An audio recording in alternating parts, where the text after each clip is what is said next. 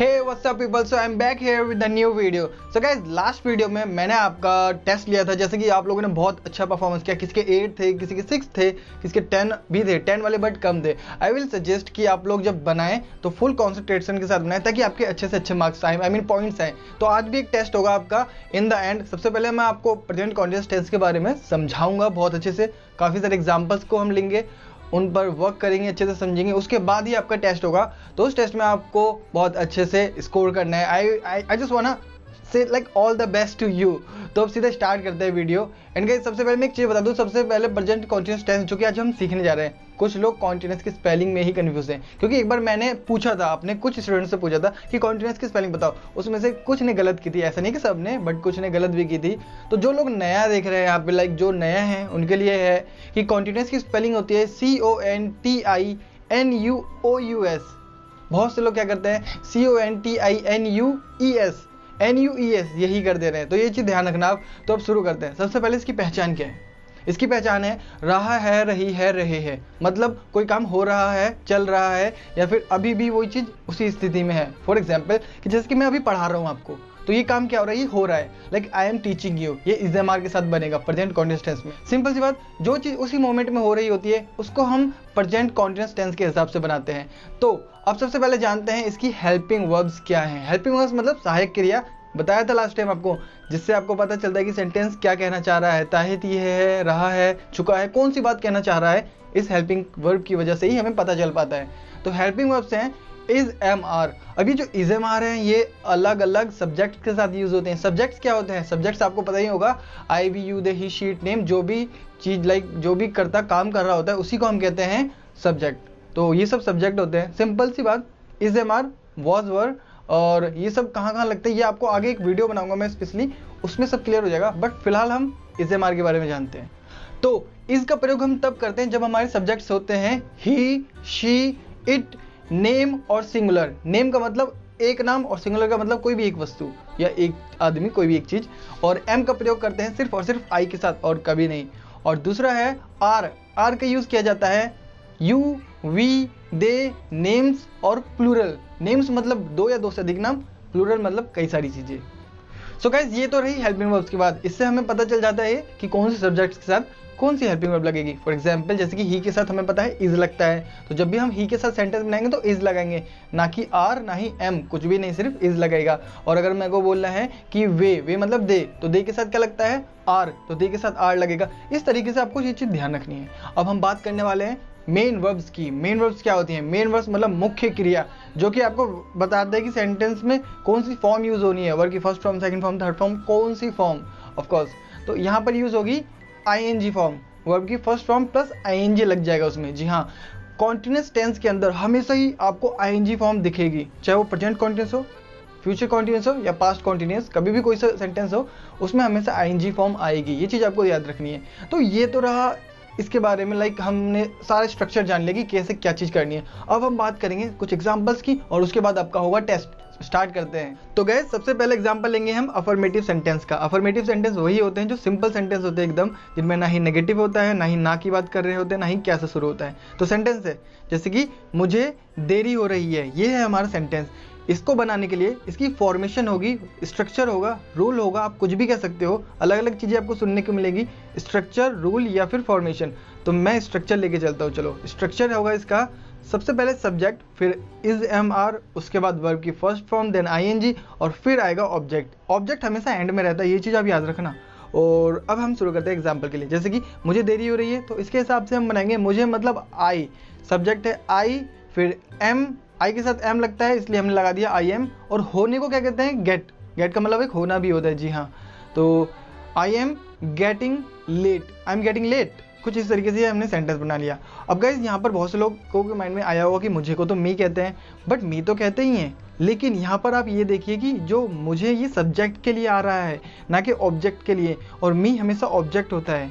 ये चीज़ आपको याद रखनी है माइंड में। एक और एग्जाम्पल देख लेते हैं। जैसे कि तुम्हें नींद आ रही है, अब ये सेंटेंस है, इसके लिए भी फॉर्मेशन सेम वही रहेगी। सेंटेंस बनाते हैं हम सीधा, यू आर फीलिंग स्लीपी।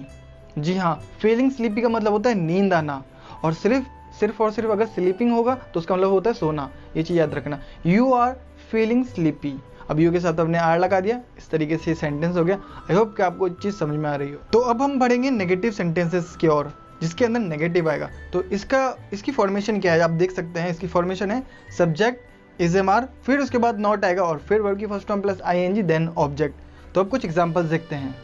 तो नेगेटिव सेंटेंस के लिए एक एग्जाम्पल देखते हैं, जैसे कि उसे देरी नहीं हो रही है। पहले था मुझे, अब हमने कर दिया है उसे। अब मुझे मतलब आई के साथ लगा था एम, तो ही के साथ क्या लगेगा यहाँ पर आप खुद ही जान सकते हैं। तो सेंटेंस है उसे देरी नहीं हो रही है, उसी के लिए हमने ही या शी में से कुछ भी लगा ले। हमने ही लगा लिया, उसके बाद लग गया इज, ही इज, फिर नॉट, फिर गेटिंग लेट। तो सेंटेंस हो गया पूरा ready, he is not getting late.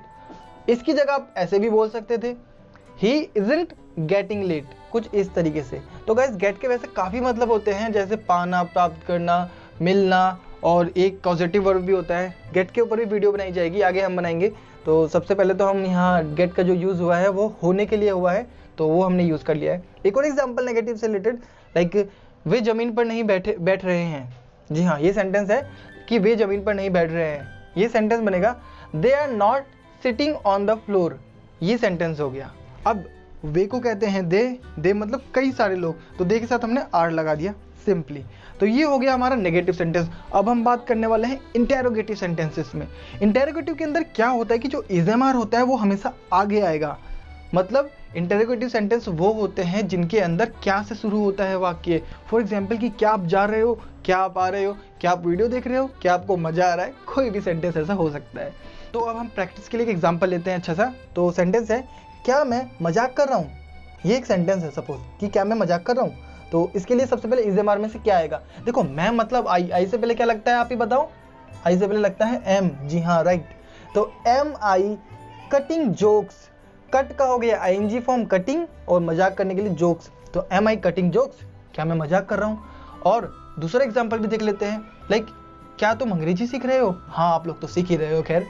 तो ये अगर ये आप किसी से पूछते हो कि क्या आप अंग्रेजी सीख रहे हो, आप मतलब यू से पहले लगता है आर, तो हम यहाँ लगाएंगे आर। इज एम आर में से क्या चीज़ लगेगा ये हमारा कंफर्म होना चाहिए सबसे पहले कि इज के साथ क्या क्या आता है, एम के साथ क्या क्या आता है, आर के साथ क्या क्या आता है। तो यहाँ पर ये है, तो यू के साथ आपका क्या आ रहा है आर, तो आप लगाएंगे are you learning English. Simple, बहुत ईजी है, बिल्कुल भी कठिन नहीं है, ये चीज़ आप ध्यान रखें। और एक चीज़ और, आर यू लर्निंग इंग्लिश, कभी भी आप अगर बोलते हो कि are you learning the English तो वो गलत हो जाता है। द नहीं लगाना है आपको, सिर्फ और सिर्फ इंग्लिश लगाना है। क्यों, ये भी मैं बता देता हूँ। क्योंकि कभी भी किसी लैंग्वेज से पहले हम द का प्रयोग नहीं करते हैं। जी हाँ, ये चीज़ आप याद रखिए। अब हम बढ़ने वाले हैं इंटेरोगेटिव नेगेटिव, मतलब जो क्या से भी शुरू होंगे और जिनके अंदर नॉट भी आएगा, मतलब नहीं भी आएगा। तो शुरू करते हैं। क्या से शुरू होने वाले कुछ सेंटेंस ऐसे होंगे जिसमें नेगेटिव आएगा, लाइक क्या आप नहीं जा रहे हो, क्या आप नहीं खेल रहे हो, क्या आप नहीं खा रहे हो। कुछ ये एग्जाम्पल्स हैं, लाइक क्या वे नहीं सो रहे हैं। यहाँ ये है sentence. Formation I mean rule आपको पहले ही दे दिया है। मैं अलग अलग वर्ड्स यूज़ कर रहा हूँ ताकि कभी भी कहीं भी आपको और ऐसे वर्ड्स दिखें तो समझ में आ जाए। जैसे कि मैं कभी रूल कहता हूँ, कभी फॉर्मेशन कहता हूँ, ये चीज़ आप याद रखें। तो क्या वे नहीं सो रहे हैं, तो इसके लिए इज़एमआर तो आएगा ही आएगा सब आगे। तो क्या वे के लिए आप क्या लगाएंगे, ऑब्वियसली आर। तो आर वे के लिए हो गया दे, आर दे, फिर आएगा नॉट आपका। ये याद रखना, नॉट है वो सब्जेक्ट के बाद आएगा हमेशा। Are they not sleeping, simple, are they not sleeping, कुछ इस तरीके से। या फिर इसको आप ऐसे भी बना सकते थे, आर और नॉट को मिला सकते थे, लाइक आरंट दे स्लीपिंग, कुछ इस तरीके से। एक और एग्जाम्पल, लाइक क्या तुम अंग्रेजी नहीं सीख रहे हो। अब ये सेंटेंस वापस आ गया हमारा, बट नेगेटिव फॉर्म में, इंटेरोगेटिव नेगेटिव आई मीन। तो इसका सेंटेंस को हम बनाएंगे, क्या आप अंग्रेजी नहीं सीख रहे हो। Are you not learning English, are you not learning English, कुछ इस तरीके से। तो होपफुली कि आपको समझ में आएगा। अब हम बात करने वाले हैं WH के साथ, आई मीन WH फैमिली के साथ कुछ इंटरोगेटिव केसेस के। तो अब पहला सेंटेंस हम शुरू करते हैं। वह क्या करने जा रहा है, ये एक सेंटेंस है। इसमें जो क्या है मतलब WH फैमिली, WH फैमिली क्या है मैं आपको बता ही चुका हूँ ऑलरेडी, और आपके पास आई मीन स्क्रीन पर शो भी हो रहा है क्या क्या WH फैमिली होती हैं। तो ये क्या, क्यों, कहाँ, कब, कैसे, ये सारे वर्ड्स हो जब सेंटेंस के बीच में आएंगे तब ये WH फैमिली का काम कर रहे होंगे। तो सेंटेंस है सेंटेंस है वह क्या करने जा रहा है, ये है सेंटेंस। तो इसके लिए सबसे पहले क्या के लिए आएगा व्हाट, मतलब WH फैमिली, फिर उसके बाद इज़एमआर देन सब्जेक्ट। तो व्हाट इज, सब्जेक्ट कौन है, वह, हमने लगा दिया ही। व्हाट इज ही, करने जा रहा है, going to do, what is he going to do, कुछ इस तरीके से। अब ये गोइंग टू के साथ डू मतलब दो वर्ब आ गई, तो ये क्या है ये मैं आपको एंड में समझाता हूँ, पहले आप एग्जांपल्स देख लीजिए। और लाइक तुम लड़ाई क्यों करने जा रहे हो, तो इसका क्या होगा, गोइंग टू तक तो सेम रहेगा, बस उसके बाद लड़ाई के लिए फाइट लगा देंगे, सेंटेंस बन जाएगा why are you going to fight, कुछ इस तरीके से। अब एक और चीज हम जानते हैं WH फैमिली के साथ नेगेटिव, कैसे, जैसे कि तुम क्यों नहीं सुन रहे हो, इसके लिए क्या होगा, why are you not listening. अब हमने सेंटेंस कैसे बनाया है, फॉर्मेशन आपको दिख रही है। तो सबसे पहले WH फैमिली, फिर इज एम आर, फिर सब्जेक्ट, फिर नॉट, और उसके बाद वर्ब की first form plus ING, then object आया है हमारा। इसको हम ऐसे ही बना सकते थे, वाई आरंट यू लिसनिंग। एक और सेंटेंस देखते हैं कि वह क्यों नहीं आ रहा है, इस सेंटेंस को बनाएंगे why is he not coming, या फिर वाई इजंट ही कमिंग, कुछ इस तरीके से। सो गाइस, अब मैं आपको बताने जा रहा हूँ गोइंग टू का यूज कैसे करना है। वेल तो उसका यूज भी आपको आना चाहिए। वेल एक वर्ड है गोना, गोना का मतलब भी गोइंग टू ही होता है। तो गोना के आगे भी आप कभी भी वर्ब की आईएनजी फॉर्म नहीं लगाओगे, हमेशा फर्स्ट फॉर्म लगाएंगे। जैसे कि गोइंग टू के साथ हम हमेशा फर्स्ट फॉर्म लगाएंगे, गोइंग टू के बाद फर्स्ट फॉर्म। सेंटेंस देखते हैं, जैसे कि मैं खेलने जा रहा हूँ, आई एम गोइंग टू, खेलने के लिए play, I am going to play. मैं लड़ने जा रहा हूँ, I am going to fight. मैं उसे मनाने जा रहा हूँ, I am going to convince her. इस तरीके से अगर सवाल है, सवाल कर रहे हो कि क्या आप उससे मिलने जा रहे हो, तो इज एम आर आगे लग जाएगा। आप मतलब यू से पहले हम आर लगाते हैं, तो आर यू गोइंग टू सी हर, सी का मतलब भी मिलना होता है। जी हाँ, देखना तो होता ही है, मिलना भी होता है। कुछ इस तरीके से आप गोइंग टू की प्रैक्टिस कर सकते हैं। गोइंग टू के बारे में एक वीडियो हम बाद में बनाएंगे, बहुत अच्छे से उसको एक्सप्लेन करूंगा मैं। वेल फिलहाल तो हम चलते हैं आगे अपनी टेस्ट की ओर। तो मैंने आपको पढ़ा दिया है, आई होप कि आपको समझ में आ गया होगा। But right now it's your test time. Test के रूल्स आपको पता ही है, मैं सेंटेंस बोलूंगा, कुछ सेकंड्स बाद उसका एक इंग्लिश ट्रांसलेशन आपके सामने आ जाएगा। अगर आपका वो सेंटेंस जो मैंने बोला होगा पहले हिंदी में वो करेक्ट होगा, तो आपको मिलेंगे 2 पॉइंट्स, और हमारे 5 क्वेश्चंस होंगे, 5 क्वेश्चंस के हमारे होंगे 10 पॉइंट्स। तो स्टार्ट करते हैं। सो गाइस गेम स्टार्ट करते हैं। इस बार मैं वॉच का यूज भी करूंगा ताकि आपको बिल्कुल परफेक्ट टाइम मिले। तो पहला सेंटेंस है, वे क्रिकेट खेल रहे हैं। ये सेंटेंस आपको बनाना है। Your time starts. 1 2 3 4 5। तो ये इसकी इंग्लिश होगी, दे आर प्लेइंग क्रिकेट। अगर आपने यही बनाया तो आपको मिलते हैं 2 पॉइंट्स। सेकंड सेंटेंस है, हम कुछ नहीं कर रहे हैं। ये सेंटेंस आपको बनाना है। Your time starts. 1 2 3 4 5। तो गाइज इसकी इंग्लिश बनेगी, we are not doing anything, या फिर वी आर डूइंग नथिंग। दोनों तरीके से आप बना सकते हैं। थर्ड सेंटेंस, क्या आप मुझे गाली दे रहे हो? इस सेंटेंस को बनाओ। 1 2 3 4 5। इसकी इंग्लिश ट्रांसलेशन होगी, आर यू अब्यूजिंग मी? कुछ इस तरीके से। अब हम बात करते हैं फोर्थ सेंटेंस की, मैं धमकी नहीं दे रहा हूँ। 1 2 3 4 5। तो इसकी इंग्लिश होगी, आई एम नॉट थ्रेटनिंग, कुछ इस तरीके से। एंड लास्ट सेंटेंस है आपका, वह क्या करने जा रहा है? इसको बनाना है गोइंग टू के हिसाब से। चलिए बनाइए। सो आपका टाइम स्टार्ट होता है 1 2 3 4 5। तो इसकी इंग्लिश बनेगी, what is he going to do? तो गाइज अगर आपके सारे के सारे ठीक थे सेंटेंस ट्रांसलेशन, तो आपको मिलते हैं 10 पॉइंट्स। बाकी आपको कितने पॉइंट्स मिले आपको कमेंट्स में बताना है जाके। कल तो मैंने सबके चेक किए थे, सबको रिप्लाई भी किए थे। आज भी आप इसी तरीके से करिएगा। और गाइज आप लोग मुझे मेरे अदर प्लेटफॉर्म पर भी फॉलो कर सकते हैं। जिन्होंने पहले वाली वीडियो नहीं देखी वो वीडियो को भी देख ले, और मुझसे जुड़े रहे। आने वाली वीडियोज़ में आपको बहुत सी अच्छी चीज़ें मिलेंगी जो कि आपको बहुत हेल्प करेगी। Stay connected. Thank you for watching the video. Have a good time.